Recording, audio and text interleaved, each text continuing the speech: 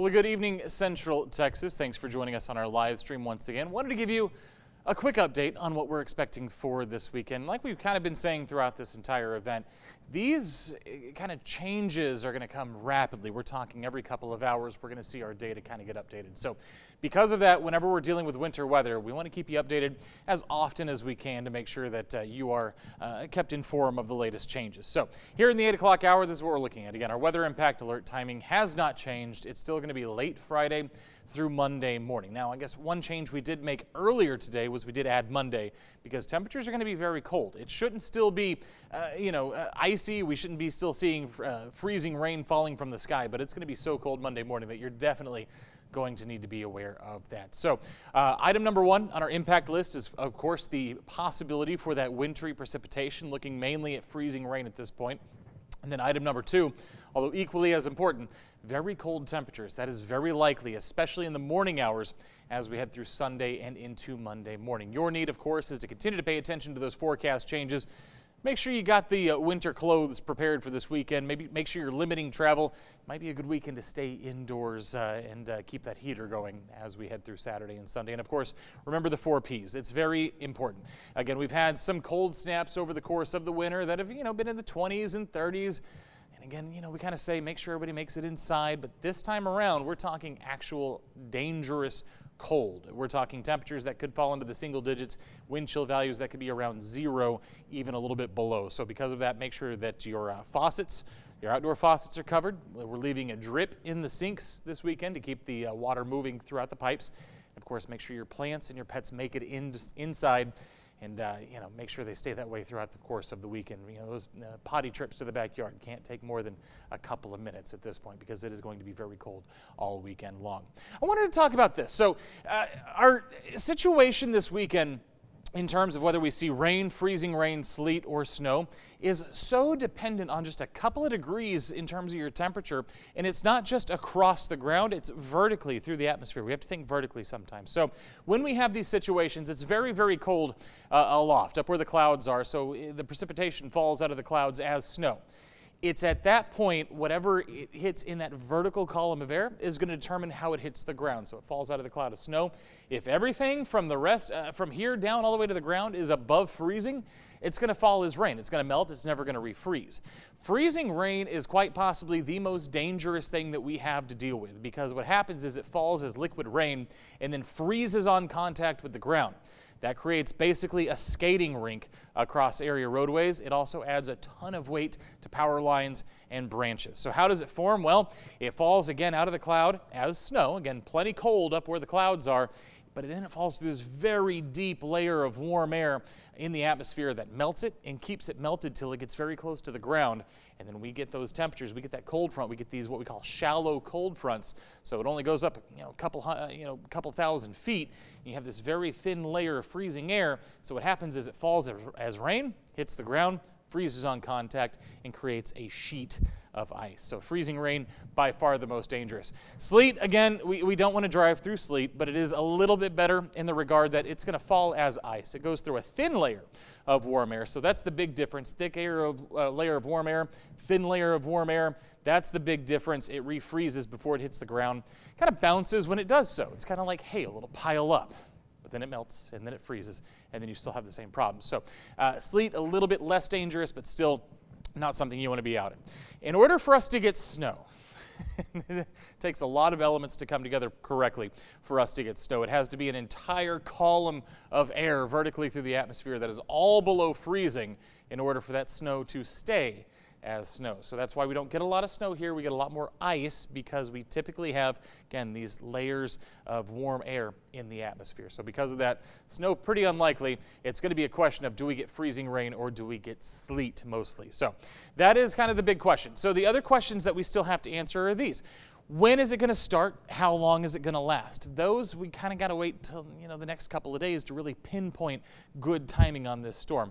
Again, once we get within 1 to 3 days, so we're talking Thursday, Friday, Saturday, that's when we're going to be able to give you a much better picture of the timing of the situation. Right now, here's what we're looking at. I'm going to show you 3 different forecast models. Why am I going to do that?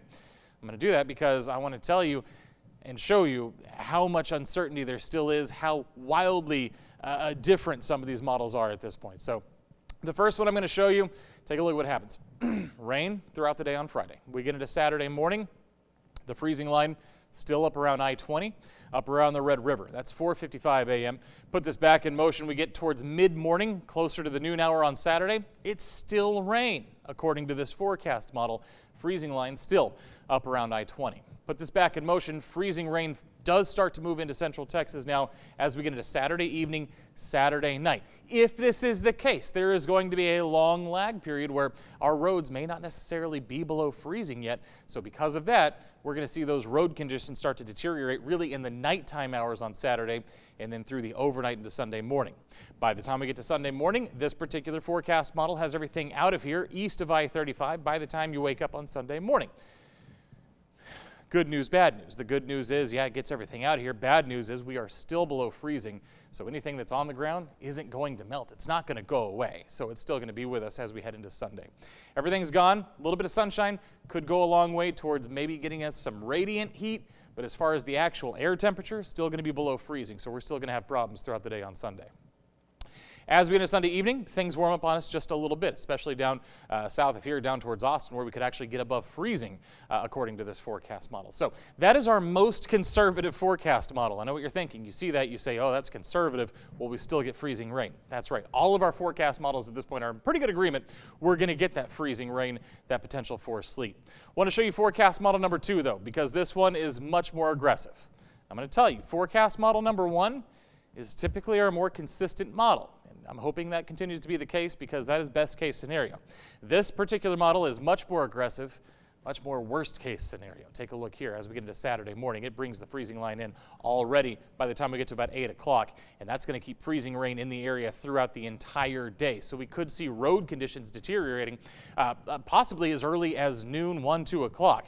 So that's why this is kind of the worst case scenario. Saturday becomes a complete washout in terms of the ice.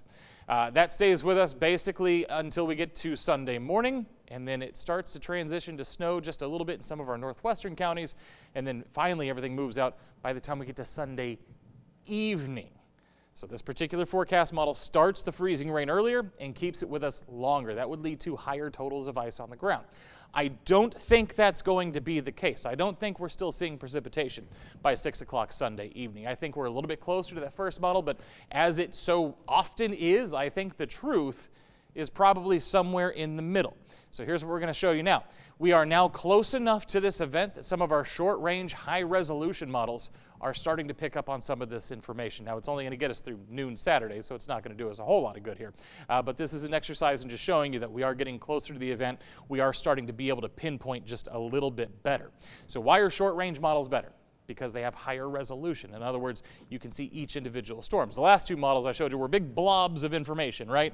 Well, these short-range models can actually show us individual cells potentially and where they could be. Again, it's still a simulation. This is not the gospel. This is not necessarily reality, but it is a simulation of what it could look like as we head into Friday. So Friday afternoon, and again, this is a foregone conclusion. Friday, we stay above freezing, and we're going to see rain for basically the entire day on Saturday. On Friday. It's going to be kind of isolated, kind of spotty, kind of scattered, but still, I think for Friday, we are looking at a rain situation. As we get into Saturday morning, you can see that freezing line start to move closer and closer to central Texas. You see temperatures at 31 in Meridian, 31 in Hamilton, 32 in Goldthwaite. That's where we start to see some of that freezing rain moving into the area. That's pre-dawn on Saturday morning, staying with us throughout the entire day on Saturday. But again, this forecast model only goes to noon, but you can already see freezing rain with us as early as 8 o'clock on Saturday morning. That would be an entire day of freezing rain.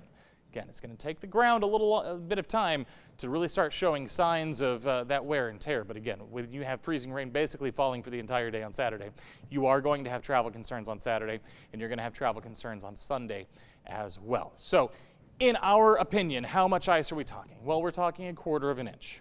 Doesn't sound like a lot, but that is a lot when it comes to the stress on power lines, the stress on branches, and of course 1/4 inch on the road will turn the road into a skating rink. So that's why you've been seeing the TxDOT crews pre-treating.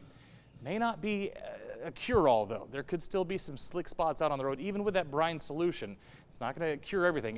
What it does is it lowers the freezing temperature of water.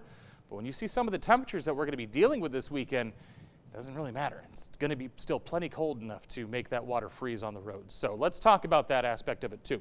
Extreme cold watch now in effect in addition to the winter storm watch. And we're looking at 6 p.m. Saturday to noon Monday.